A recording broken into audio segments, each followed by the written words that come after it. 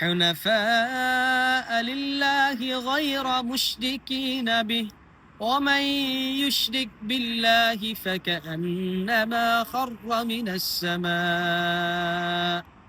നമ്മൾ ഋജുമാനസരായി വക്രതയില്ലാതെ അള്ളാഹുവിൽ ആരോടും പങ്കു ചേർക്കാത്തവരാവണം എന്നാണ് ഇവിടെ പറയുന്നത്. എന്നിട്ട് പറയുന്നു, അള്ളാഹുവിൽ പങ്കു ചേർക്കുന്ന ഒരാള് ആകാശത്ത് നിന്ന് വീണവനെ പോലെയാണ്.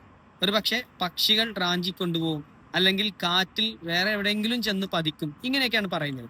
പലപ്പോഴും വിശ്വാസത്തിന്റെ ഒരു സൗന്ദര്യം, അള്ളാഹുവിനെ മാത്രം പേടിച്ച് അവനിൽ നിന്ന് മാത്രം പ്രതീക്ഷിച്ച് അവനോട് മാത്രം സഹായം തേടി ജീവിക്കുമ്പോൾ ഉണ്ടാകുന്ന ഒരു വിശ്വാസത്തിന്റെ ധൈര്യമുണ്ട്.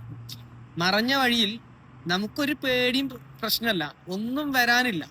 ഒരു പൂച്ച കുറുകെ പാഞ്ഞത് കൊണ്ടോ ചുറ്റിലുള്ള മറ്റേതെങ്കിലും അദൃശ്യ ജീവികളെ കൊണ്ടോ ഒന്നും പേടിച്ച് ജീവിക്കേണ്ട അവസ്ഥ നമുക്കില്ല എന്നുള്ളതാണ്. ഈ ധൈര്യം, ഈ തവക്കുൽ ബോധം ഉള്ളവർക്കാണ് യഥാർത്ഥത്തിൽ വിശ്വാസത്തിന്റെ മാധുര്യം നുകരുവാൻ സാധിക്കുന്നത് എന്നാണ്. അപ്പോ അള്ളാഹു അല്ലെങ്കിൽ മറ്റേതെങ്കിലും ശക്തികളുമായി ബന്ധപ്പെടുത്തി അല്ലെങ്കിൽ മറ്റേതെങ്കിലും ആശയങ്ങളുമായി ബന്ധപ്പെട്ടൊക്കെ പലരും അടിമകളാണ്. ഒരുപക്ഷെ ആധുനികമായ പല ഫിലോസഫികൾ, ലിബറലിസം, ഇതിന്റെയൊക്കെ അടിമകളാണ്. നമ്മൾ വായിക്കുന്നതിന്റെയും ഇടപഴകുന്നതിന്റെയും അടിമകളാണ് നമ്മളെല്ലാവരും തന്നെ. അപ്പോ ഇതിനേക്കാളൊക്കെ നല്ലത് അള്ളാഹുവിന്റെ നിർദ്ദേശങ്ങളും തീരുമാനങ്ങളും ആണല്ലോ. അത് ചെവിക്കൊണ്ട് അതിൽ സംതൃപ്തരായി ജീവിക്കുമ്പോൾ നമുക്കുണ്ടാവുന്ന ആ ഒരു സന്തോഷവും സമാധാനവും ഉണ്ട്. അതാണ് വിശ്വാസത്തിന്റെ മാധുര്യം. അത് നുകരുവാൻ നമുക്കാവും.